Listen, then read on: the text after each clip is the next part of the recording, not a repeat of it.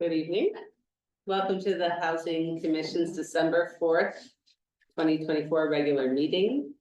This is a hybrid meeting with the Housing Commission members, city staff, and members of the public participating in the Oak Conference Room via Zoom. As chair, I'll call the meeting to order at 6:35. And would like to introduce staff and Housing Commission members present. We have with us Housing Manager Tim Wong, hello, and Management Analyst Ariana Milton, nice to see you.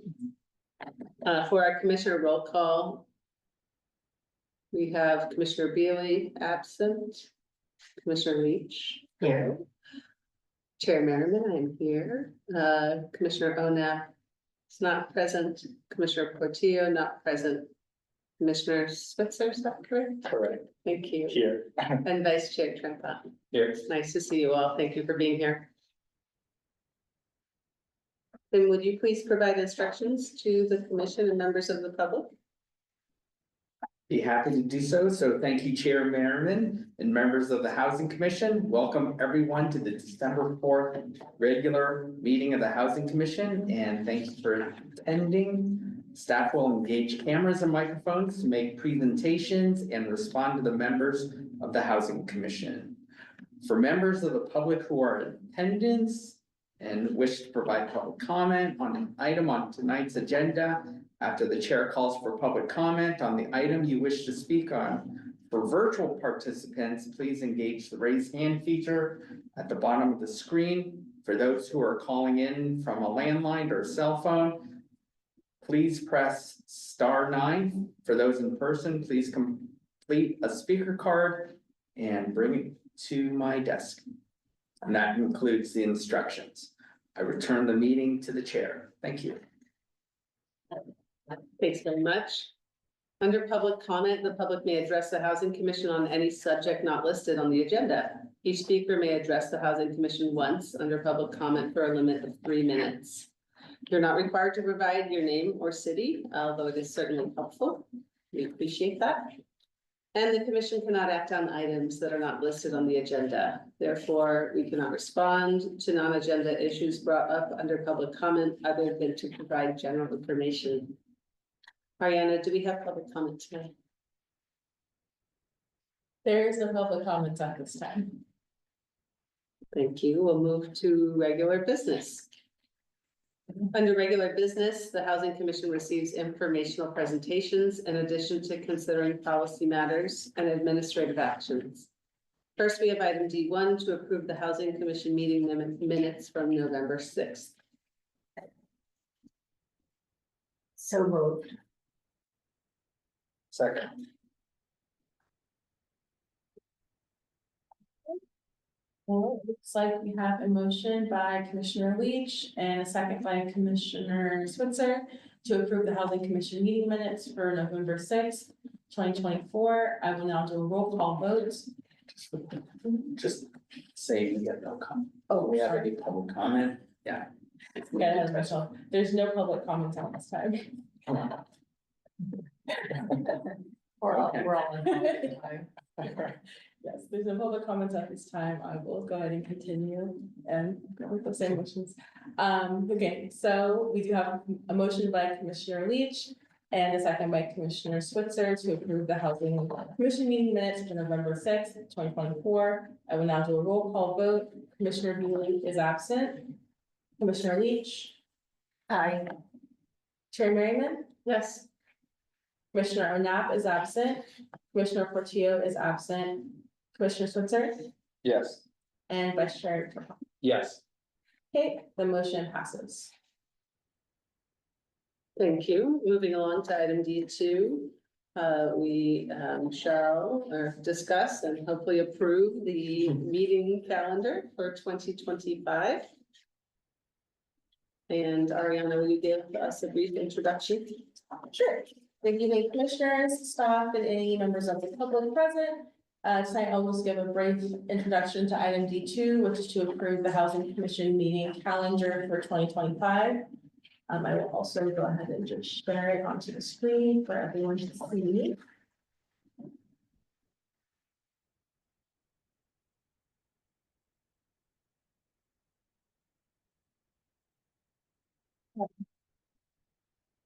I have a question. Not yet, okay. Yeah. I just give a brief I'm intro. like, I've been here doing this 3 years and so I'm jumping the gun. I'll be real quick, I promise. So just to give us a little bit of the background, per city council policy CC 22-004.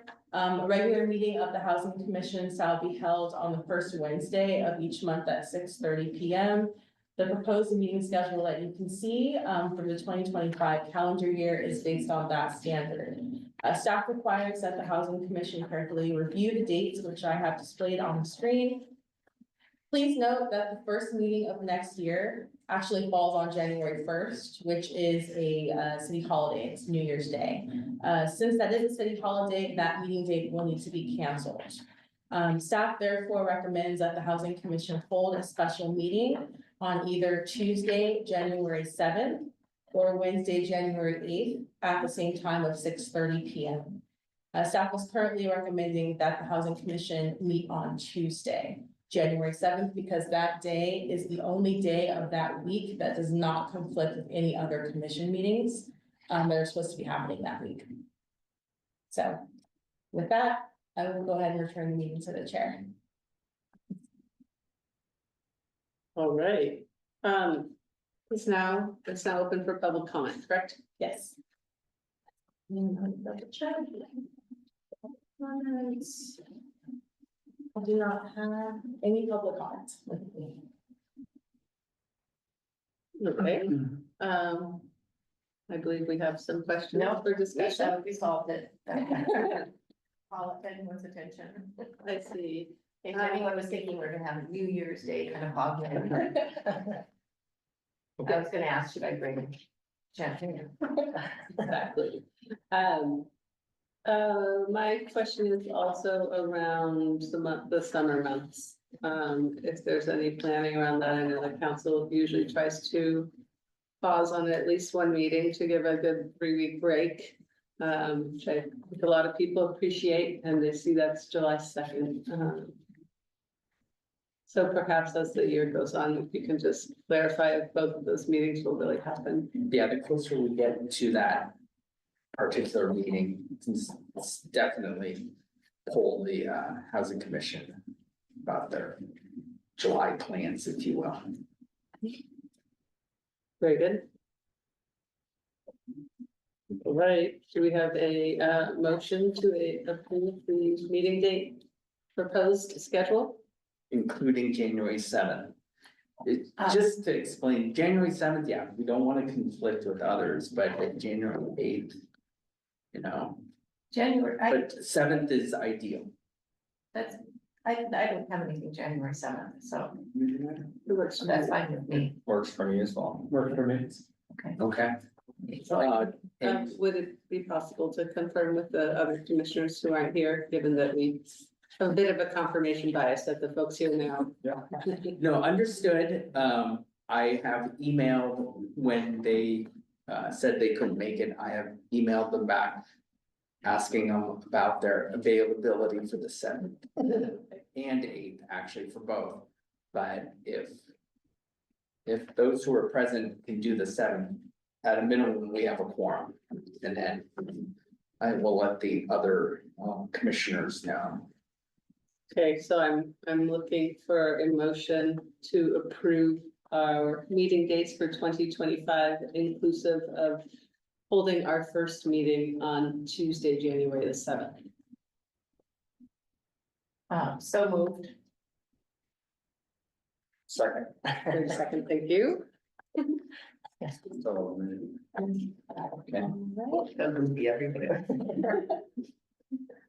So we have a motion by Commissioner Leach and a second by Commissioner Switzer to approve the Housing Commission meeting calendar for 2025 and to confirm the new special meeting date for Tuesday, January 7th, 2025.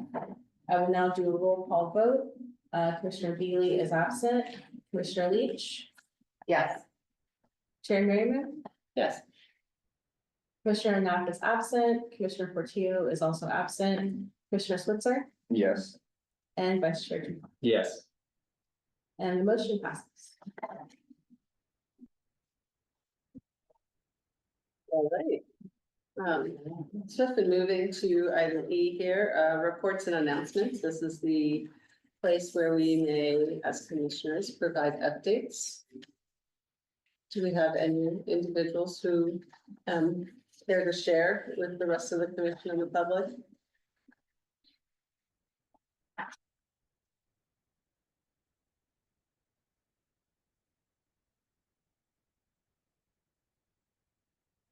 I would just share that the County of San Mateo continues to, during the month of December, issue opportunities for either their regular federal funding and county funding that they make available through an annual notice of funding availability process.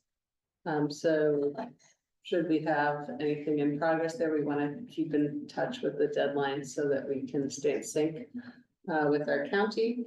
And I also believe the county will be looking for partners to explore using new state funding for mental health. The mental health bond that passed in a special election last March, Proposition 1, although it's mostly funding for mental health, there are avenues to either bolster housing supports for individuals, lower income individuals who are using certain types of services, housing supports to keep people housed, and the next iteration of the Home Key program, if you're familiar with that, called Home Key Plus.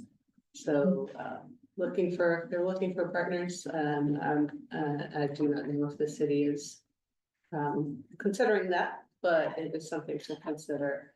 I know that certain sites throughout the county are being analyzed to see if they can take advantage of that state money. Of Home Key Plus? Yeah. Okay. Not heard of anything, but if I hear of anything. It's all unrolling rather quickly. Yeah, Because imagine. it pretty much just passed. And there will also be, another part of Proposition 1 was to modernize the Mental Health Services Act. And so that also has, communities will be starting their funding plan. The county will be asking for stakeholder input starting next year into 2026. So they have a little bit of a time frame there, but they are starting to get organized. I went to a meeting this morning about it, and has a lot of information about how cities could potentially house folks that really need not just a home, but the connection of services. So very interesting, a new state source to track and mostly at this point to understand. Okay, any? Is the commission familiar with Home Key Plus, or the Home Key program? What's that? Home Key, just. Home Key was the Governor Gavin Newsom special signature program. It started during the pandemic, using a lot of federal kind of emergency funding that went to the state. They started with Room Key, which was basically, let's think of it as, how can you shelter in place and protect your health and other people's health if you have no home? So bringing people indoors to motels with vouchers, they did that very quickly. That program ended up being quite costly because you're looking at a per night cost per person. And so they transitioned to Home Key, which is in most cases interim, but can also be permanent supportive housing. Longer term for folks to move from the streets to Room Key to Home Key.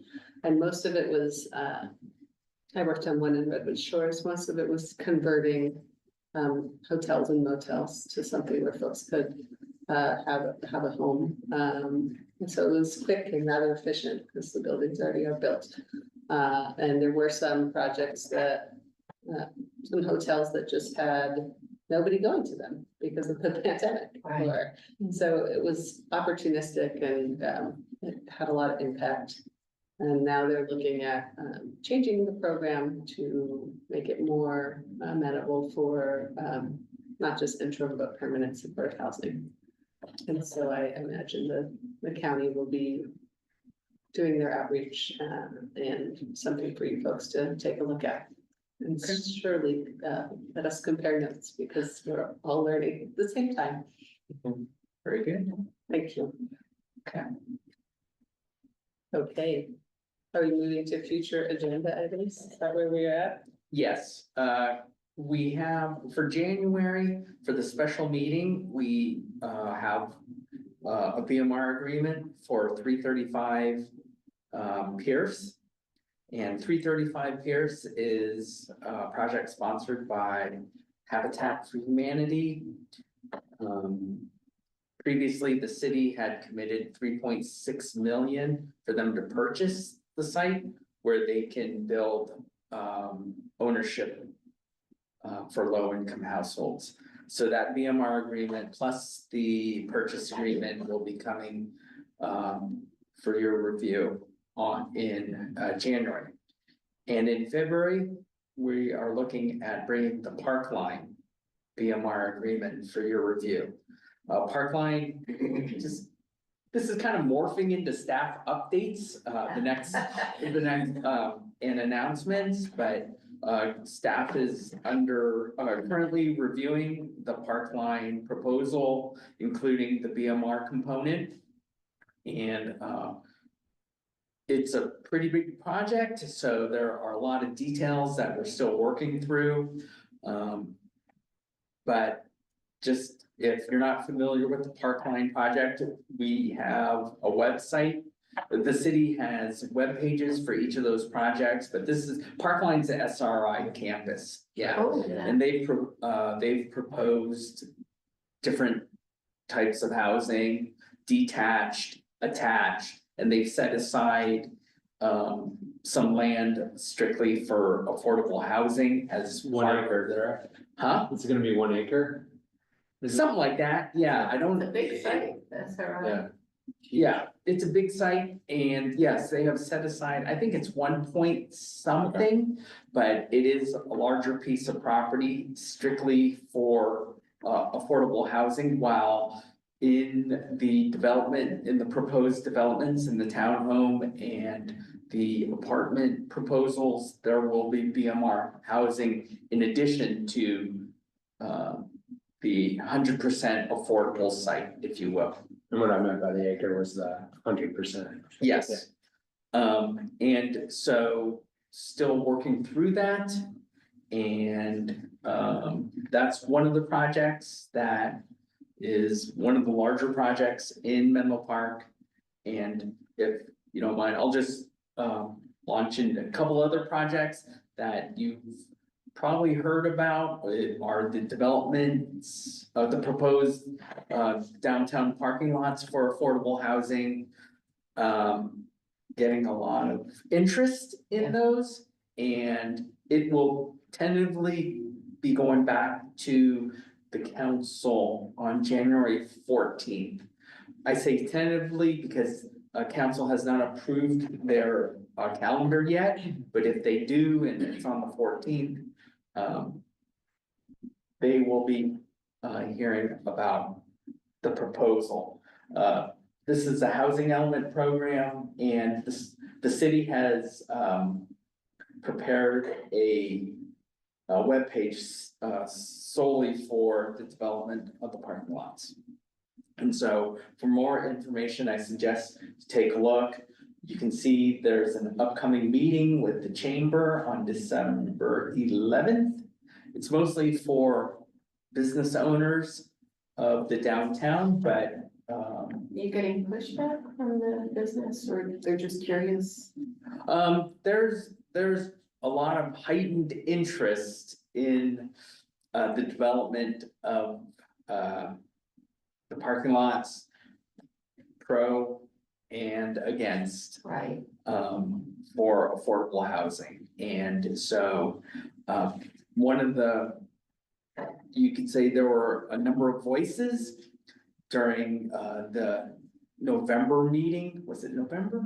Yeah, like November 19th or something like that, yeah.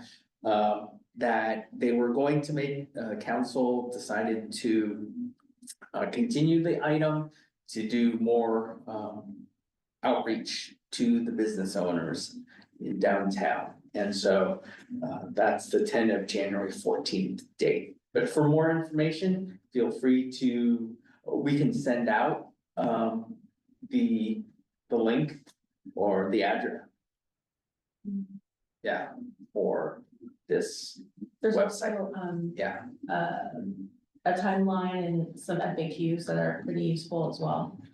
So if people are interested in getting some more information, especially about, the income limits, what constitutes affordable housing. That is pretty important in the conversation, so that's something to also look into. there's yeah, There's another question. Was there an update or something, with the development that was gonna go, yeah, I think it's 11, I wanna say it's 1162 all coming out? Or- oh, Yeah, yes, that is. Another project that they had a study session on. In that, 1162 is a vacant lot and the developer, the owner of the lot, who had previous BMR requirements that. They did not, they continued to negotiate their BMR requirements. They were supposed to provide 2 units for an already built development, but they said, oh, we'll pay the in lieu fees at a later date. But then this option of land donation came about. So the council had a study session and basically they said, we'll take the we'll take the land, but we want it to go specifically to an affordable housing developer. Hmm. And because in addition, that the affordable housing developer asked for additional funding. And so the council basically said, here's the land and not the funding. Yeah, and they were proposing 26 senior, very low income units for that site. Yeah. So that's 1162. The developments talked about SRI. And also, lately there have been a lot of inquiries about 80 Willow, which is a builder's remedy. And the city also has a website for the city's 2 builder remedy applications. And this is for 80 Willow. Is that the old, Sunset, Oh, yeah. wow, okay. And so you can see renderings, it's, Ooh. You haven't seen the signs in? Oh, everywhere. yeah.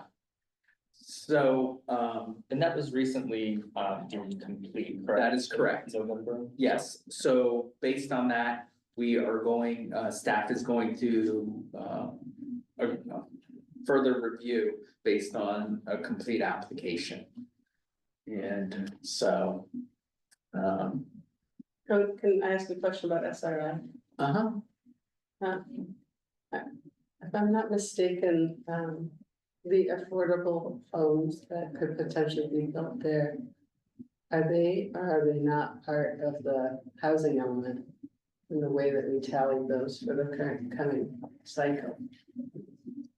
that, I don't know, let me double check, I'm not 100% When you sure bring it to us, if it would be great to get a little bit of if they were part of the RENA.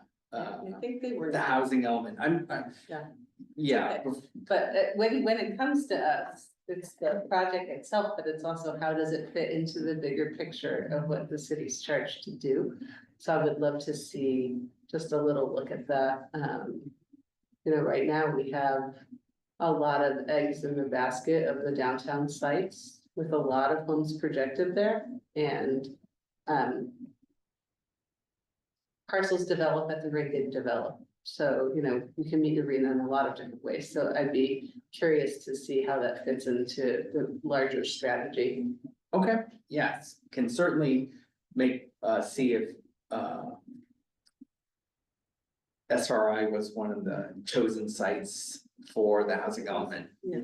And, yeah, can get a little more detail about that, absolutely. because it's a significant number of housing units. Yeah, because Menlo Park, a little over 3,300, I think. Is the Reno, Yeah, is the arena. and then And, this 80 Willow Road is proposing how many units? they're in the thousand. Okay. No, 850, I'm sorry, 800, not in the thousands. I think, I wanna say about 850 units. But a little shy of a third, almost of the Reno, I mean. Yeah, And is that affordable housing? No, that's the total development. There, as part of builder's remedy, you must, you to be, 20%. yeah, 20%. So 20% of the units are proposed to be affordable. Yeah. All some are for, Totals. so it's 665, there you go. Oh, I was thinking 850. Okay, well. Still, I mean, that's a considerable amount of units, I mean. Pretty big development. That's, It's so it's Parkline, if it's, both, neither one of these are in the housing element, so. I think, I'll check on Parkline. I'm not sure. Yeah, I'm pretty sure this was not considered as part of the housing element, but Parkline may not, but. okay, How many stories is this one of them? It looks grim. Supposed to be taller than the Statue of Liberty. So, I'm not sure, so. Tallest one is 461. 461. So that roughly would be, well, between San Francisco and LA, probably a tallest structure, no, of, Yeah. of along the coast. Yeah, Why would we agree to that? The builder's remedy is a law that yeah, comes in on, What's that? comes in on top of the city. Oh, okay. yes, Regulations, so. yeah, it's part of that. The Housing Accountability Act, but That's interesting, okay, a number of jurisdictions, it all has to do with the housing element. right. And if your housing element is not certified by January 31st of 2023, then it opens up this builder's remedy. And so the city has a couple, neighboring jurisdictions have a few more, but a number of applications were filed up and down California, starting in Southern California, since their deadline was before Northern California, so. But it allows them to submit these type of applications. So that's. No. Stronger position than the state has previously taken. What's that? A stronger position in terms of actually getting it done than the state has previously. Okay. It's a stick. It's the stick. Or maybe it's a carrot to get it in, and if you don't get it in, then it's a stick. It's just so funny because I think all over Menlo Park, I think maybe there's 4 stories and we're gonna have some big mess. Yeah, previously I'd say 55 feet was controversial, so What's that? I think 55 feet was previously considered controversial, so. That's out the door with 400. Yes, yes. And one more update and just more for that housing commission in your work plan. Part of the work plan is to have 2 events with community engagement. And last year was, well, every May is Affordable Housing Month. I know we're in December, but if there is, based on, public feedback, is there anything that the housing commission could do for a community engagement event for Affordable Housing Month? Certainly, and maybe, well, not maybe, but if there's a theme that the housing commission is interested in doing to help educate the public, then just throwing this out there is to start thinking about. And one last update is the city just conducted its community meetings for its anti-displacement plan. There were 2 meetings on, what were they? That was November 7th and November 14th. Yes. And so, not the greatest attendance, but we had a number of people attend. And the community meetings were based on feedback that we heard, different strategies that we heard during the environmental justice and housing element meetings about how to prevent displacement. And so what we'll be doing is taking their feedback from the community meetings, finding, you know, which of the strategies were the most popular. We had them vote. And we had, also, we will be releasing a survey for the public, citywide, to see what the community thinks are the most, you know, not the most popular, but what would they prefer to see in terms of anti-displacement strategies? Yeah, what policies and programs kind of speak to them out of the choices that, you know, we're offering, which is all of them essentially. And just kind of going from there. But I will say that even though, you know, we did hope for a larger attendance, the people that did come, we did get a lot of, like, outside of just them voting, we got a lot of other suggestions. So we got a lot of written, like, comments, a lot of like additional sticky notes, like a lot of other like written information from them, either like adding on or tacking on to like what they wanted to vote for. So it was good feedback. So I think we just want to kind of use the survey as like another vehicle to get that feedback, to capture that information from people who weren't able to come, because we have gotten, you know, confirmation that people, you know, maybe were working or like just weren't able to attend and they wanted another way to participate. So we're hoping that the survey will be able to capture that, that feedback as well. I do have a question. When you say turnout was not the greatest, what was the turnout? Or do we have an estimate of what that might, what's looked like?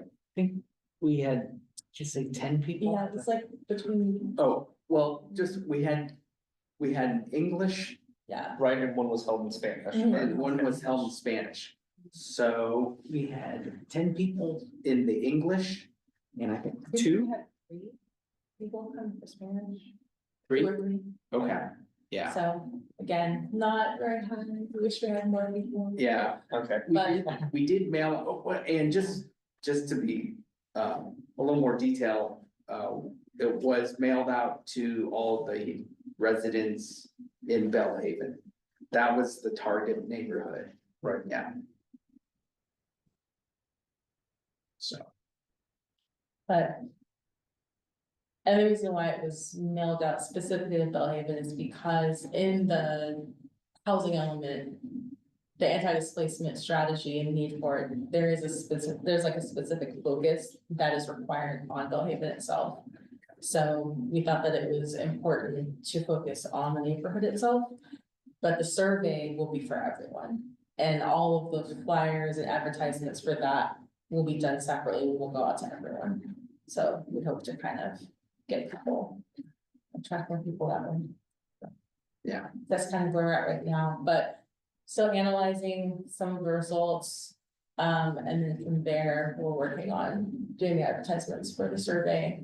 We already have a webpage launched for anti-displacement. And people are able to sign up to get like updates on that specific strategy itself. So we'll be sending out information about that once the survey is complete. Do we have a target for our next one? for our next community meeting, Or the next outreach around displacement, anti-displacement? I think in the past, we've done one around Affordable Housing Month. Trying to do a workshop or so, is that on the table? we're looking at something before May to try it out. We're still trying to figure out the timeline for the outline or survey, excuse me. But definitely before the May deadline, probably earlier in the year. Okay. That's what we're targeting. So. So that concludes staff. Thank you for the Staff's updates. Yeah, Looks like we'll have some real things to discuss in the early part of the year. So we look forward to seeing that and know that you are working hard to get that shaped up and presented to us, and that there's a lot that goes into the timing of that. So thank you very much. So it looks like this will conclude the last meeting of the year. I Yes. wish you happy holidays and with happy holidays, everyone. gratitude and joy, I shall adjourn the meeting at 7:12. So no New Year's Day party for us. Very good. Apologies. Thank you all. Champagne. Yeah. Champagne.